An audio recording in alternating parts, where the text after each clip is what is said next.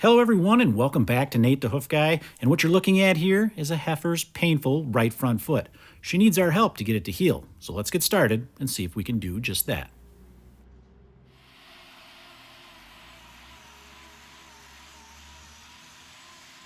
As I begin removing these outer layers of horn, I want you to pay particular attention to this dark spot right here and notice how it moves up that white line as I trim. What's the significance of that? Well, that dark spot is what allowed this underlying problem to happen in the first place. Let's use this wooden block right here to help illustrate how this is happening. Let's pretend this is the sole and we've stripped away the outside wall, and all we're looking at now is the sole. As that white line is formed at the corium level, that's when this defect happens. And what then happens is as this foot grows, that defect is going to slowly work its way toward the toe and out toward the walking surface, or upward in this case.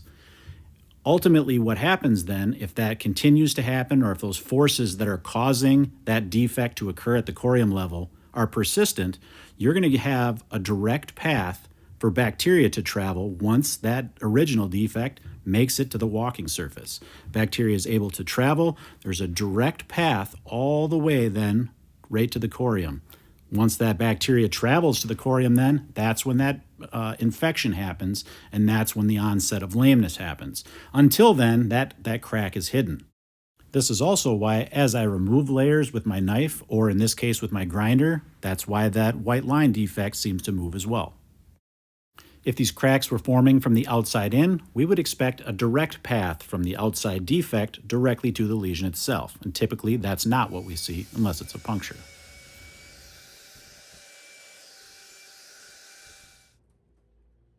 As we zoom in here, we can see that we have a layer of separation, and that's going to need to be removed to expose the lesion and to get this to heal. So we're going to do that now.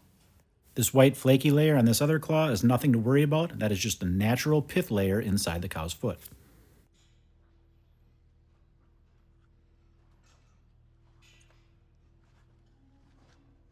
This false sole or double sole forms as the cow's way of trying to heal these lesions.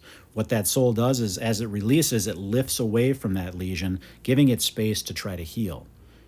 But while it does that, it also can create problems in that it can give a space basically for bacteria to live up underneath that. And those bacteria then can colonize on the soft inner tissues of the foot, causing problems. In this case, we've got some digital dermatitis that's growing on that open sore up underneath there.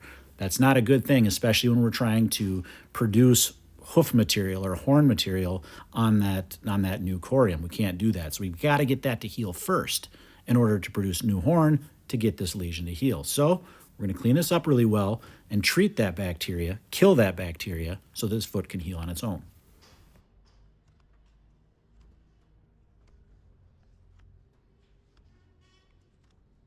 If you're new to this channel or new to hoof trimming in general and you're wondering, does this process hurt the cow?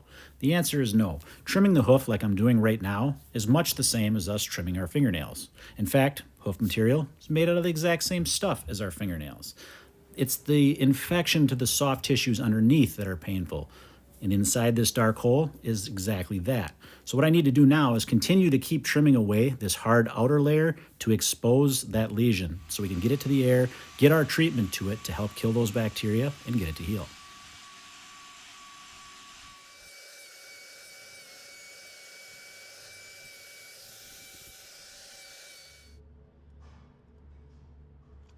The cuts I'm making right now serve two purposes. One, I'm trying to open up the area so that air can get into that and help that lesion heal, but also to remove the weight bearing from that particular area of the foot so that that pressure is not being applied to that white line where that wall and that sole meet.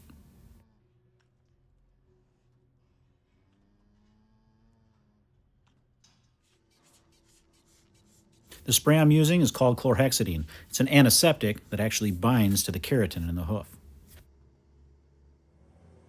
As we zoom in once again, you can see the relief that I've created by removing some of that outside wall, and you can start to see where that lesion is. There's still some horn that I need to remove yet around it to fully expose it, but we're getting there. My next step here is to glue a rubber block to that other claw to help give some relief to this injured one. It's going to elevate it off the ground so she doesn't put any weight on it when she walks. And this is where it starts to get tricky. Notice as I touch that lesion, she flinches right there. These lesions are very sensitive, so you got to be careful when working around them, not only to not create pain, but so you don't cut into that lesion, causing bleeding, which will then wash away the treatment that we're using to try to kill those bacteria.